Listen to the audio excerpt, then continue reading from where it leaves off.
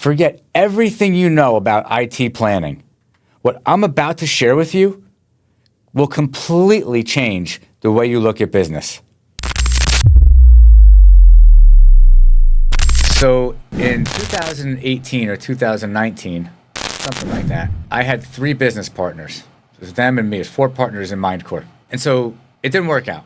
So I had to split up with them, went through a legal battle. It took about 2 years. And the whole reason for it, which is very important to any business owner out there, you have a vision for your own company. You have to be true to that vision. If you decide to take on partners because you want to grow the company, which I did, and it was a good thing. It was lucrative, and even though it at the time turned out to be a disaster, in the long run, it exponentially pulled time forward. Like I fast forwarded by doing it. But in 2018 or so, it wasn't working out. It was just my company initially. It was me, 3 other people. We were doing about $1 million a year, and I was presented with the opportunity to merge with Mindcore, which is the company that I own now.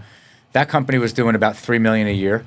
I was doing $1 million at 35% margins. He was doing about something like $3 million at like 10% margins. And the funny part is he never would admit it. Even when I showed it to him, he thought his business was just thriving. A $3 million company at 10% margins, you're basically barely in business. I mean, he didn't realize it, but he wouldn't have lasted very long, at least at that size. Anyway, we were put together by a mutual friend, and I saw the opportunity, and I realized that I could take the combined business and I can get us to about 25% margins within a year. So I created a spreadsheet, did my due diligence, figured out all the economies of scale. I had the whole thing figured out, made a roadmap for myself, and did the deal with him, brought the companies together, and literally, I actually can remember as I'm sitting here, almost a year to the day, I pulled out that spreadsheet, looked at the numbers. Everything fell in line exactly the way that I projected it. Nothing about me that's like super special or super smart. I just took the time to really sit down and figure out like what would probably happen if we didn't get any new business, but we brought the companies together, and it worked out. It was true. It was a really good outcome. So after that first year, we were at $4 million, 25% margins, but he and I never got along from like the first week. I mean, I can remember as we sit here now, arguments that we would have that like I could see like we almost wanted to like punch each other. It was just terrible. One of the things I learned from that in hindsight, and I'll get back to the story in a sec, is you've got to do behavior assessments if you're going to partner with somebody. I even do it with everybody that I'm going to hire. You've got to know who you're getting in bed with. Like you can't guess and you can't cross your fingers and hope for the best. Anyway, in spite of us not getting along, the business was growing. Mostly me, was bringing in more business, and we were introduced to another person about a year later who had 2 businesses. So we acquired both of those and that person and another owner of that company. So that's how there became 4 of us. We then hit like 10 million bucks, right? So we're growing. We hit like 10 million bucks. We're getting some major accounts, and he and I are never getting along. We're trying to get along. It's like you're in a marriage and you're trying to figure out, like pretend it's working, but it wasn't. The issue was that I had the vision. I saw where we were going to go. The other 3 wanted to be a big company. They wanted to grow. They wanted to expand, but they had very limited thinking. Their mindset was just like holding them back. And it's one thing to think you want to grow and to hope for that, but hope doesn't actually get it done. You actually have to be that. Yeah, you have to be that in your mind, but then you have to do the things you need to do to actually make it happen.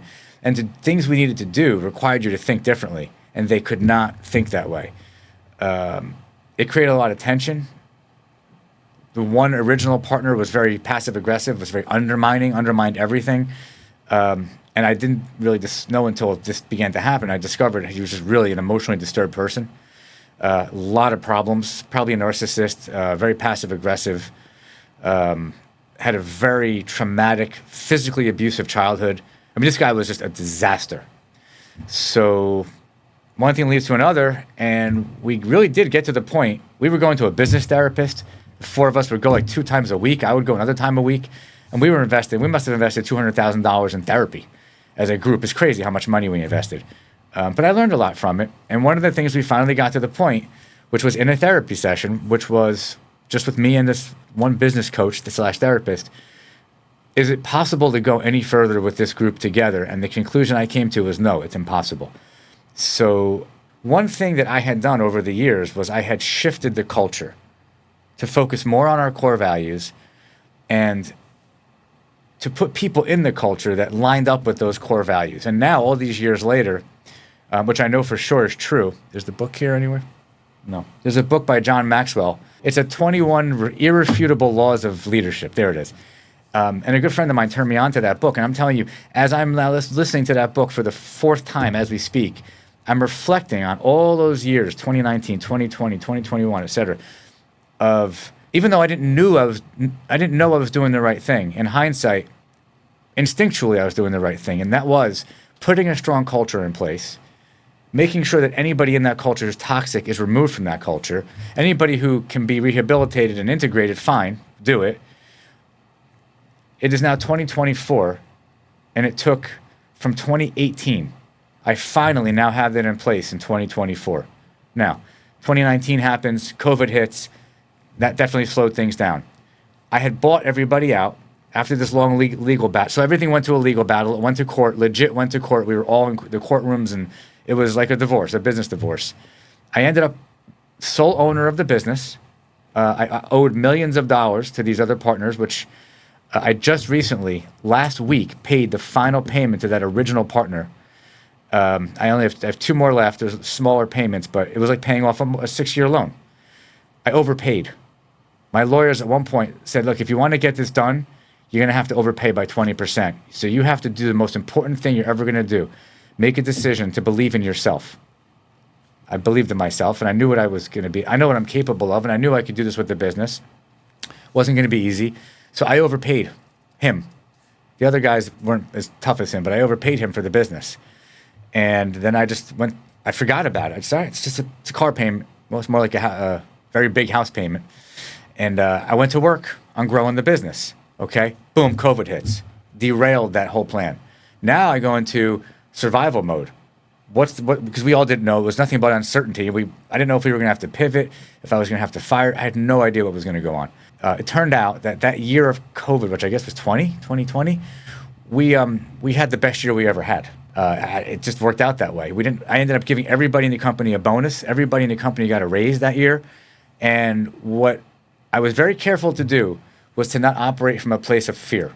I maintained a place of a mindset, not of lack and scarcity, but of abundance, growth, and action. And that got us through that year. Now, we didn't really grow. We lost a few accounts. We got a few accounts. We stayed flat. The next year, I moved to Florida, right? So I was actually flying back and forth from Florida to our main office in New Jersey for almost 9 months. Sorry. That happened before COVID. That was going on. Then COVID hit. Then we were all stuck in our house for like a year or whatever it was. No growth. Now you go to, I think it was 21, 22, starting to get things leveled out. I began to execute the plan. And it took me 3 years to get rid of the people in the company who were out of alignment with those core values and with that vision and with the mission, replace them with good people. It took 3 years. That is how long it takes to get it right. And in the midst of that, the most important other thing I was working on was getting a sales and marketing plan in place, which led me to, it didn't happen until, when did I hire you, Drayson? December 2023. It didn't happen until the end of 23. I went through several people, I was experimenting, and one of the things with being a business owner is you got to try something. You don't throw good money after bad when all right, I invested X amount of dollars in this ain't working. I just stopped. I've done this many times. Stop, leave the investment, learn from it, move on. It was the end of 23. I finally figured out the exact profile of the person I wanted to be with me, working with me, heading up our marketing. Found that person in end of 23. We are very like-minded. It's a very similar work ethic. And now, as 2023 went into 24, now we're in almost September of 24, what we've achieved in the past 9 months with our marketing exceeds the combination of everything we achieved in marketing from like 2017 through 2023 in 9 months. That's how much we got done in 9 months. And at the same time, I finally got just the right IT manager in the company. The alignment is unbelievable. So now I finally have the inner circle. That's also one of the laws, the law of the inner circle. The law of the inner circle is very important, but so is the law of the big mo, he calls it, momentum. What created, and I knew I was doing this. It wasn't by accident. It was intentional. I just didn't know that there was a law in a book by John Maxwell called The Big Mo. I was creating momentum because I had learned from other people that I know and mentors that you have to create momentum. And momentum inherently is action. And when you're in momentum and you're in taking massive action, you cannot think about scarcity and you can't be in the place of lack because you're not. Now, it might creep into your mind, and I would be lying if I said it didn't creep into my mind all the time. But I would creep it into my mind, I would stop it immediately and go right back to taking action. You go back to your plan, go back to your MITs, your most important things, go back to everything that everybody's working on. Keep the momentum going. The second you go back to those thoughts, you forget about fear, scarcity, and lack. And it got us now. We are going to have the best year we've had in 2024, revenue-wise, great margins. We have a great team of people now. And we are now on our run rate going into 2025. I'm not sure what the percentage is, but I think that our growth rate this year is about 25%. And I think in 25, we're on track to be at like 30% growth. Okay. And all that is the reason is because we've taken massive action with marketing. I've done some strategic partnerships that are helping with growth. We've gone and looked at our existing client base to see what else we can help them with that we were not helping them with. We have a lot of services, and our role, our duty to our clients is to help them avoid cyber attacks, optimize their IT infrastructure, optimize their productivity, optimize their ability to sell, market, and produce and serve their clients. So we were able to actually increase our revenue, I think our bottom line by about 10 or 15% this year alone, just by looking at our existing client base and realizing, oh, wow, all these services that we have, we've never even told them about. Now, one of the things that led me to do that was, this book must be somewhere. Is there a 10X book around here? Right behind you. Okay. Oh. Yeah, it's right there. A good friend of mine, Steve, I'm in his studio, Steve Lagamarcino. Maybe we'll tag him and blow that up, right? He went through a program with Cardone Ventures, 10X 360, and he told me about it. And when he told me about it, I asked him a very simple question. Is that program the reason that you were able to do what you did with your company? His company exploded. And his answer was yes. And I said, really? It was because of that. He said, it wasn't exactly that. But he's like, it's a mindset. It's the level of coaching and the depth, breadth, diversity of information that they give you over the course of time with repetition and accountability. He goes, that led me in a direction that I needed to be led. And I said to him, but I understand that takes time, but if you didn't do that, you wouldn't be where you are. He goes, no, 100% would not be, and neither would my team. I said, so how much does it cost? And he told me, and I was like, oh. But after I got past how much it cost, I remembered something very important. And it came very quickly. I reset myself and I said, okay, the most important investment that I could possibly make is in myself. So I will say that I invested so far about $250,000 in this year, in 2024, with Cardone Ventures. And I can already tell you, just the fact that we went through all my financials and we began to think about what I just said, just even helping, optimizing and ensuring that we're helping all of our clients as much as we possibly can. It might sound like I'm simply saying just go sell everything you can to all your clients. It's not really that. It's if you're hearing that, then you're hearing manipulation, and that's not what I'm talking about. What I'm talking about is our duty is to help our clients, and there were many services that we offered that could elevate and empower their businesses more, and we were not telling them about them. And so we went back and we did that. That alone, already in that revenue just for this year, exceeds the cost of everything for Cardone Ventures. I'm already paid back just by the mindset that they put me in. This is a long way we've come from where we started out with me doing those mergers. But on the other side of $500,000 in legal fees, 2 years of drama, toxicity, tension, stress with those with that experience. The other side of that was growth, opportunity, expansion for this business, and really me taking the opportunity to learn every possible thing I could from the experience and then 10x that, which is what I've done. And so now people that are in my company, in Mindcore, our team look at me, and some of them didn't know me then. They only know me now. And it's like you see those inspirational, motivational pictures of icebergs, where you just see the top of the iceberg, and you just see the success and what happened now. You don't see that the majority of what you don't see is what happened underneath the water, all the years to build that. That's what people see now. But that growth and that discomfort that happened, which caused the growth, is absolutely essential. It's essential. If you are not uncomfortable and you're not changing, you are stagnant. And if you're stagnant, you're not growing. You can't be growing and be stagnant at the same time. So I guess maybe that's one of the reasons I told this whole story, is to share the end result is don't be stagnant. Focus on growth. Don't just think about things. Don't just hope for them. Hopium, terrible drug, gets you nowhere. Take action, or as I think Grant Cardone always says it, take massive action. Massive, massive action. Tony Robbins, same thing. All of these people, they're not just gurus who've achieved things and become billionaires. They all started out with nothing, and they all took massive action, and it works. Massive action over a long period of time with consistency, with the ability to pivot and change as you need to, but keep that energy focused, and surrounding yourself with good people, a great inner circle, and maintaining momentum will get you where you want to go, but it may take 10 years. You cannot give up, and you cannot let obstacles or barriers or difficult situations or difficulties during that time get in your way. This is why the partnership didn't work out, because I had a clear vision. Every single thing that I saw and that I envisioned back then, 100% of it has come true, and some of it has come true in excess of what I even envisioned. So now I've recalibrated where I'm going next, and I'm actually bringing people on into the company that can relate to that vision.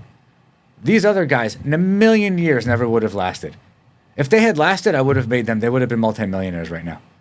But they couldn't, because their mindset was out of alignment with their action. Their actions, their willingness to take action. And that is the message. So, Grayson, I hope this was long enough for you. If you don't believe in yourself, it's very difficult to achieve any of your goals. Well, why is that? Because, first of all, most people are surrounded with naysayers. They are. And those naysayers, it's your friends, it's your family, depending on your age, it's your teachers. Why are most people naysayers? And it sounds negative, and this is not a negative message. It's actually a positive message. Let me just clarify the message before I explain to you why they're naysayers. The message here is your strength, your inner strength, and your own choice of mindset. And mindset is a choice. You could choose to be positive or negative. You could choose to be happy or sad. I could tell you a joke right now, no matter how bad of a mood you're in, you will laugh. That just proves that you can change how you feel in a second.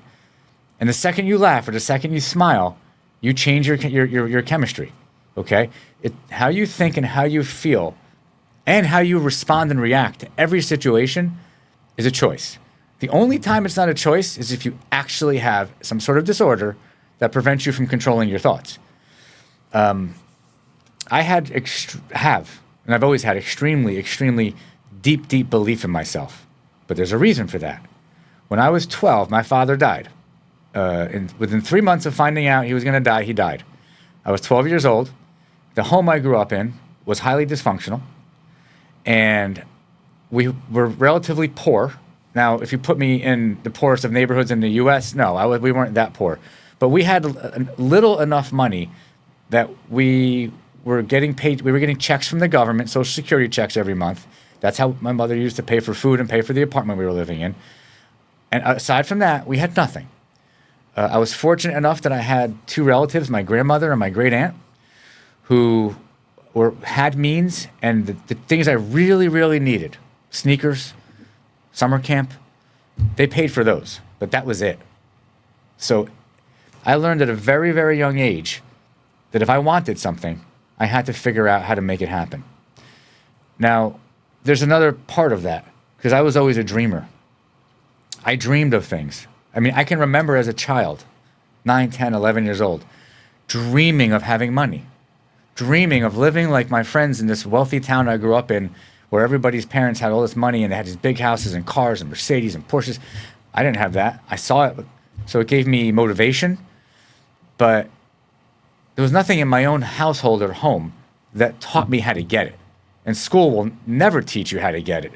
If you ever watch Robert Kiyosaki, like Rich Dad, Poor Dad, schools don't teach you anything. So I had to figure out how to make it happen. Well, I began to just do things, like just take action. I was up in New Jersey, starting at 10 years old, actually. When it snowed, I would get out there with a shovel and shovel snow from sun up to sundown. I remember people that were real jerks that would make me chop the ice on their driveways. I didn't care. Whatever it took to make money, selling this, selling that, anything. I became very resourceful. And at a very young age, I taught myself through action and success with that action that if I have an idea and I try it, I can make money. That quietly builds confidence. And that's the key, building quiet confidence. Now, you fast forward, my kids both have very cushy, very comfortable lives. I am the parent that when I was a kid, I would go to my friends' houses and see how they were living. That is now my life, and that's how my kids live. My older one remembers when we still didn't have any money. When she was born, I still didn't have any money. My younger one has no recollection. She only knows what she has. I don't know that they're going to ever have the inspiration, the motivation, the desire, the mindset to truly work as hard as I worked. But this brings back to the whole point of why I'm kind of droning on about this. But your thoughts determine, and your beliefs determine the outcomes, no matter what you're doing. Let me turn that around, actually. Your beliefs first. If you see it up here first, your beliefs are everything. If you start out with false beliefs and you have naysayers around you that are talking negative, talking shit to you, filling your mind with all kinds of like can't do things like negativity, and you actually believe it, you're screwed. You have to get those people out of your life. And it ain't so easy because sometimes those people are your family, sometimes those people are your friends. I had to make the choice a long, long, long time ago, once I learned this, to eliminate that language from my brain because it subconsciously programs you to think that way. Naysayers are naysayers because they're jealous. They don't have the creativity you have. They don't have the inspiration and motivation you have. They procrastinate rather than take action, right? People don't like to see you be successful. And it sounds bad to say, but they don't. Because they have their own trauma. They have their own limiting beliefs. They want you to stay just where they are. They do. They want you to be right where they are. Misery loves company. But the second that you break out of that cycle, and I remember when it started happening, because people that I was friendly with didn't seem so happy for me when I was becoming to be successful. They didn't seem so happy. You could tell they were kind of faking it. There's a lot of people I left behind. Right? How did I do it? My beliefs. I am the poster child for negative, toxic, false beliefs. Everything about how I grew up was all negative, all negative. It took me decades to overcome that, but I chose to overcome it. Okay, those beliefs, which are up here, that's your subconscious talking to you. If you have negative self-talk, like for example, I'm not good enough. A lot of people underneath it all, I'm not good enough. I still have it. I think it sometimes. Sometimes I'm sitting in a room with people and I'm like, how the hell am I in a room with all these people? I don't even get it. Look at what they did. Look at who they are. Look what they achieved. What I also remind myself is they're looking at me the same way. I don't mean that they have a limited belief. I mean that in that room, I do belong in that room. And so that's where the belief changes. Not only do I belong in that room, I can share things and teach people in this room things that they don't even know. So if you get your beliefs straight, I'm not good enough, I'm not smart enough, I'm not this, I'm not that, I can't.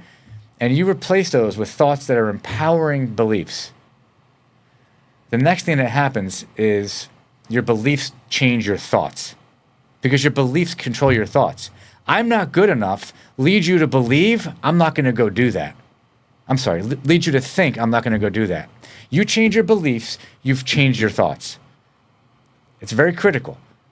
If there's things that you wanted to achieve over the years and you haven't achieved them, stop and say to yourself, what is it that I really want to achieve? And what is the actual reason I haven't achieved it? Usually one of the biggest reasons is because you think you're not good enough, because you think it's too much work for whatever reason, and you just don't take action. The second you change that thought, you're going to start taking action and your thoughts become different. Now I'm thinking about creating momentum. I'm thinking about how good it feels actually to have the outcomes of taking some action. But that's the thing. Now your thoughts create the actions. So your beliefs determine your thoughts determine your actions, and your actions determine the outcomes.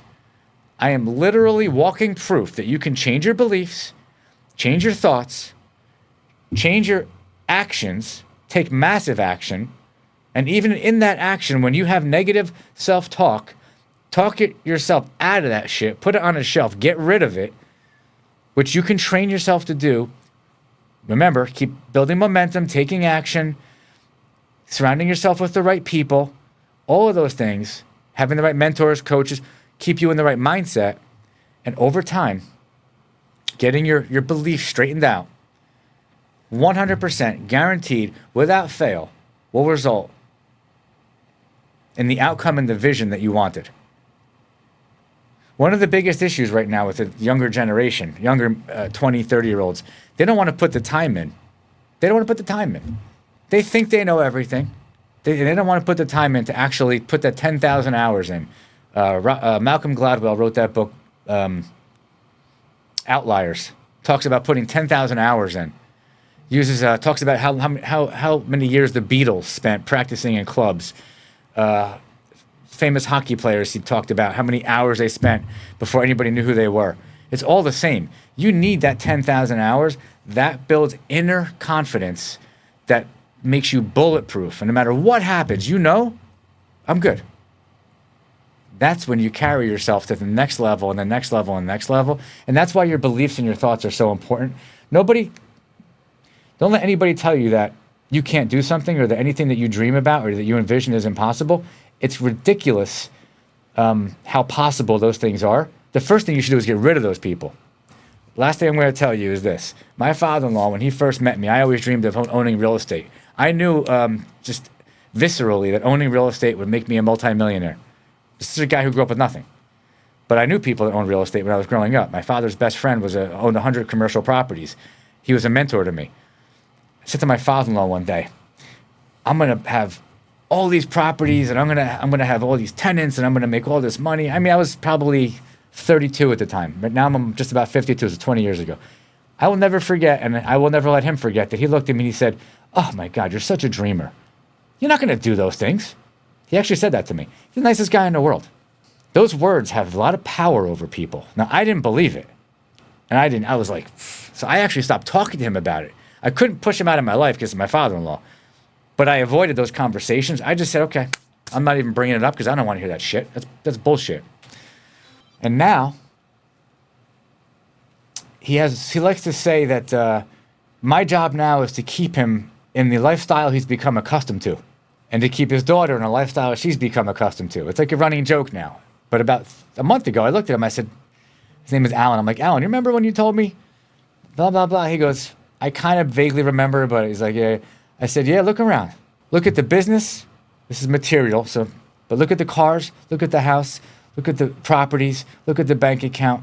Look at the private schools my kids go. Look at everything everybody has now who's in my gravitational pull. Because I'm a dreamer and because I don't listen to anybody's bullshit and I don't give up. And that's what I teach my kids. And I hope it's working. And that's what I'm trying to impart to you if you're watching this.